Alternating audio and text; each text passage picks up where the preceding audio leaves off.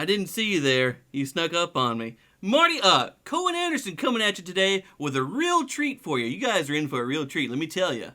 So, I just want to make it known that, I'm playing a Taylor acoustic guitar. Acoustic electric, as a matter of fact. And I know what I'm talking about because I spent a lot of money on gear. And you guys are going to believe me and watch me and learn from me. So today I'm not going to teach you how to play Melissa by the Allman Brothers. Instead, I'm going to teach you some stuff that helps build Melissa, and so you can understand it and know where to play. And why is that? If you want to learn how to play Melissa note for note, good luck. And I'm sure there's a billion videos on YouTube that can teach you that. The Allman Brothers were a jam band, right? They jammed on their songs, their original songs, and they took them live, and they played in the moment. They played how they felt. Skinner, Stevie Ray Vaughan, maybe Eric Clapton, Pink Floyd, Led Zeppelin. Like, that's what they did, right? They jammed in the moment, and they didn't replicate their studio version of their song. So I'm not going to teach you note for note, studio version, or, Fillmore East, version, whatever. Anyways, so the big thing about Melissa is about 90% of the song is played in E major or E Ionian. And if you get lost after trying to play the song note for note, some point in the song you get lost, just think E major and just go up and down the E major scale or play it in different areas, Don't overdo yourself. Just kind of take it easy. Sometimes it's better to be safe than to take too many chances and screw up, Either way, depends on how you look at it, whatever. Not being safe all the time is not good either. Anyways, so E major scale, E, whole, half, whole, half, right? Whole note, you go up another whole note, half note, whole, half. So see right there,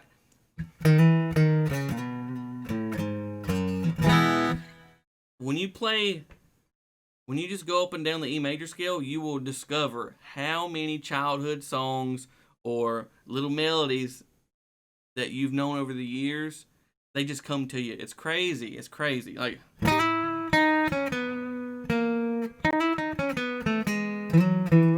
that's an octave higher, but I know that that's an E position. Anyways, and knowing the scales, you can link things together, chain everything together, and you can play all sorts of stuff. And you can play it in different positions.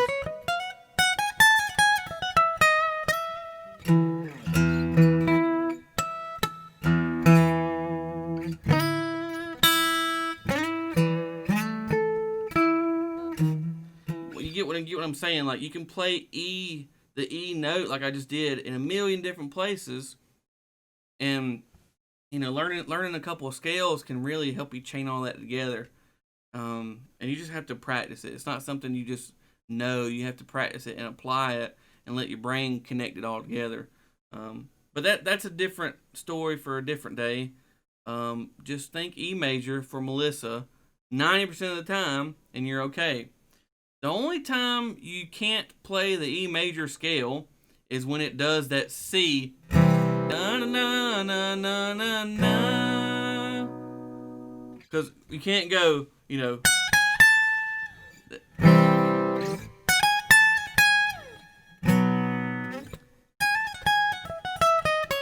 just can't play that in there. It doesn't sound right. So it's like, it kind of turns into like a minor right there, or a mixolydian. I'm not too sure. I've never really given it much thought, never thought about it, but when it goes to that C and the B major, you gotta, he does it during a song,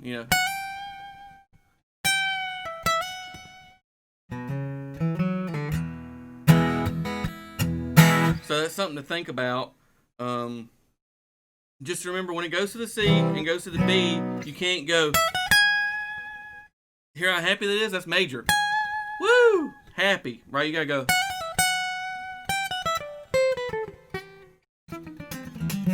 Whatever. somewhere in there. So that's the other 10% that you can't, like, ooh, happy E, because it's, for some reason, even though those are major chords, it makes it depressing sounding, and you got to hit that. I don't know. I'm probably wrong right there, and some theory guys will probably know already. They can explain it to you. They might be doing it in the comment section. You could probably go find a video on it, but I'm too stupid to know. I don't know enough. I just know in my head that I don't want to be super high pitched and happy about that one. I want to be like, I mean, the vocals tell you, the vocals tell you everything you need to know right there. And if you listen to the chord and the bass line, they'll tell you too.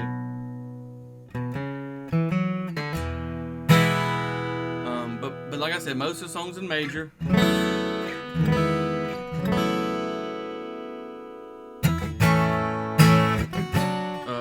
Those are minor. That's major, A major, B minor, C sharp minor, D major.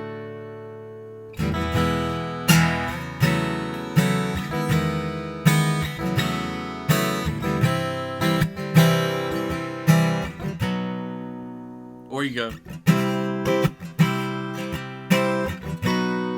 I don't like that. It don't sound right to me. That just doesn't sound Allman Brothers-y.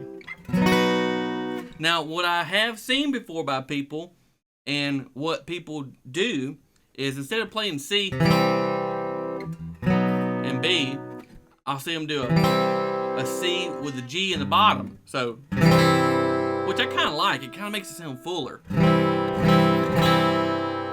And instead of B, instead of that, I've seen people do this too. They'll go, so instead of hitting the B root note with the fifth and the octave and stuff, they'll just hit open A with the rest of that B. So,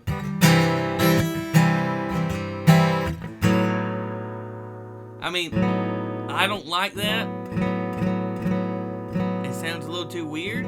But I guess if you're playing by yourself or trying to like jazz it up or make it sound very ringy, because the song rings constantly. That's just a ringy song. Everything's open.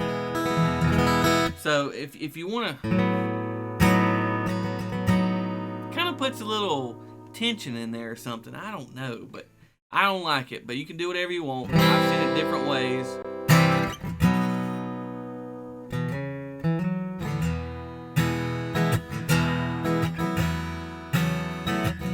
And you can, the strumming, you can do all that strumming however you want to strum. I've seen people do it like a.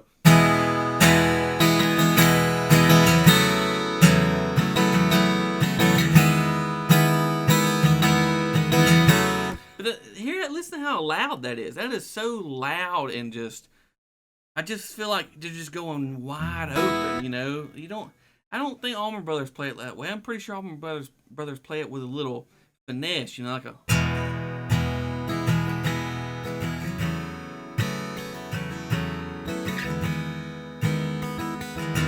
I don't even like playing it that way, but it's something like that. But I like a little. It depends on the mood, I guess. But right now, I'm in the mood to play it like this.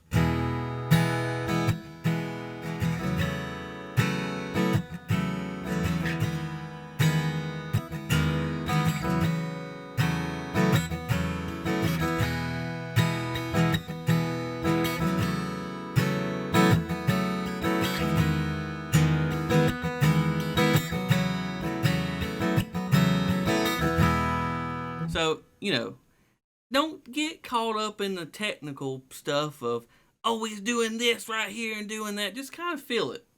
Play it different. You're going to play it different every time. I do. Allman Brothers do.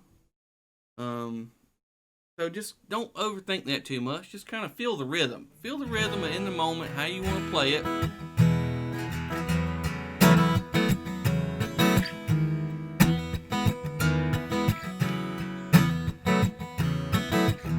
I'm playing it different right there. But anyways, that's going into rhythms and stuff like that. But you get my point. And what I really wanted to show you is the E major scale. All of the notes in the E major scale or Ionian mode, whatever, and kind of talk about, all of these notes and piecing them together and, playing without just sitting here going up and down and get caught up in boxes and patterns. So, as a guitar player, we think on a grid system. We think up and down and across. A piano only thinks linear. A piano goes whole, whole, half, whole, half, and they just keep on going.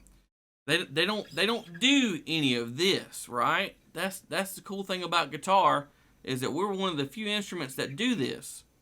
So it lets us kind of explore in different ways and lets us make different sounds and phrasing that other instruments typically don't think like. They don't think about doing that phrase because the fingers aren't that's not a natural movement on their instrument. So if you can transcend and get to where you don't think about patterns and shapes and stuff and just be like a note god and understand all your theory and stuff, great. But most of us aren't like that. So the easiest thing for us for us to do is think in shapes and patterns. So like most people would know the minor one going,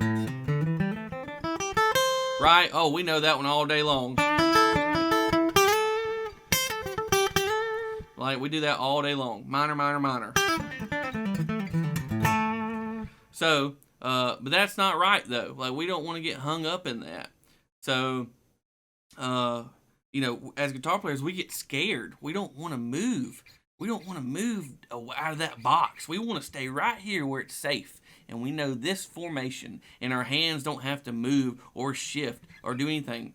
But it would be cool, though. Wouldn't it be cool as a guitar player to be able to go, oh, I want to go, but I want to be able to play that all. I want to be able to do this.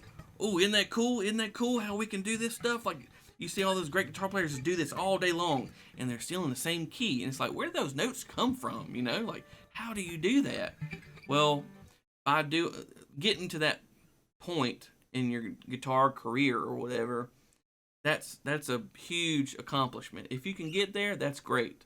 And a lot of people get there different ways. So what I like to do is, I've played a million different patterns and boxes and stuff and over the years, so I'm familiar with a lot of things, but sometimes I need a diagram, I need a visual to help me out. Like, a lot of us are visual learners, so having a diagram helps us piece all this together. So how do I piece these together? Like, how does my brain think? Well, when I first started playing guitar, I loved my AC/DC,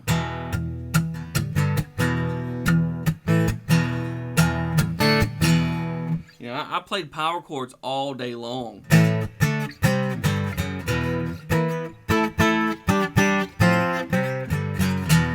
Right? And power chords were a good way for me to kind of, I could think something simple, but for me to piece things together by going,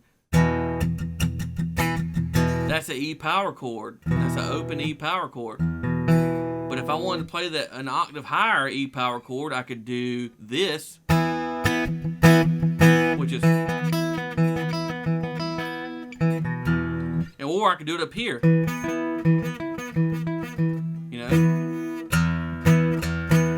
And I was like, well, hitting that E note, E power chord, is the same thing as that. And so I was thinking,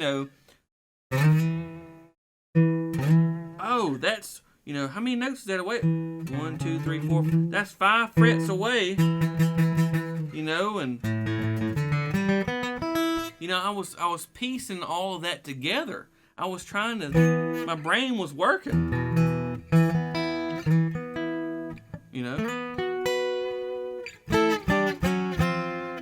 I was piecing all that together my way, the only way I knew how, what my brain was thinking. And then, you start learning all these new songs and these new techniques and these new box patterns, and before you know it, it's more and more is coming together. But my thing as a guitar player is I want to be able to do this. I want to be able to do all this.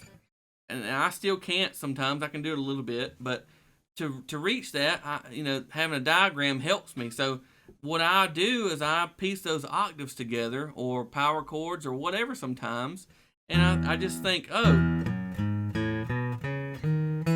there's an octave. And I can play that up here, you know. I could, I can play it in different areas. And I just take those same sounds and those same whole, whole, half, whole, whole, whole, half, and play it in different areas. And before I know it, I'm playing in different places. And it's making sense. And I'm gaining confidence. And I know where to go next time Melissa comes on the radio, and I can go.